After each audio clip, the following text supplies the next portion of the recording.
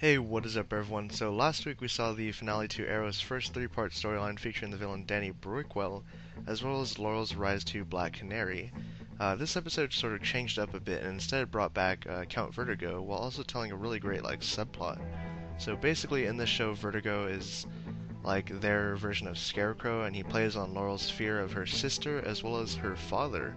And there were some really great sequences while she was under the influence of the Vertigo drug, primarily the beginning and the whole fight where she was fighting against Sarah's Canary, and that stuff was really cool. A lot of what the Vertigo Sarah was saying to her really made sense, and it helped Laurel sort of evolve as a character and get out of that shadow that she was in, because most of the reason why she became the new Black Canary was because her sister died and she wanted to honor her memory and stuff like that.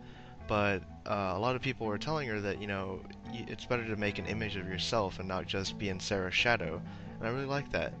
And yeah, there was a sort of subplot, I guess, with this episode where Oliver does actually reveal to his sister that he is the Arrow, due to the fact that Malcolm Merlyn tells him it's necessary for them to all be on the same page, so to speak, when they're going up against Ra's al Ghul, because, they all have to team up, and it's going to be difficult when you see the Arrow come in and then Thea's there, and it just get really confusing. But now that the secret is out, they can actually work together. And I was pleasantly surprised by her reaction too.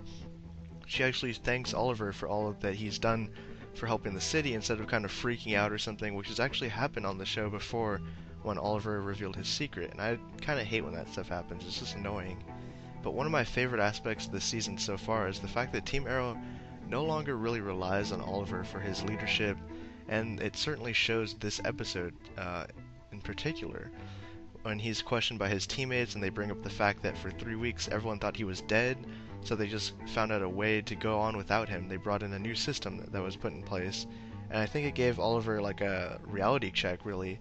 And by the end of the episode, he's actually able to get behind his teammates and Laurel. Overall, I really enjoyed this episode, and there was great humor, action, emotional beats, and steady pacing. And I'm really excited to see what next week will bring with the return of Slade Wilson, because he was such a great driving force back throughout Season 2. So I'd give this episode a 9 out of 10, and this is Nick signing off till next week, guys.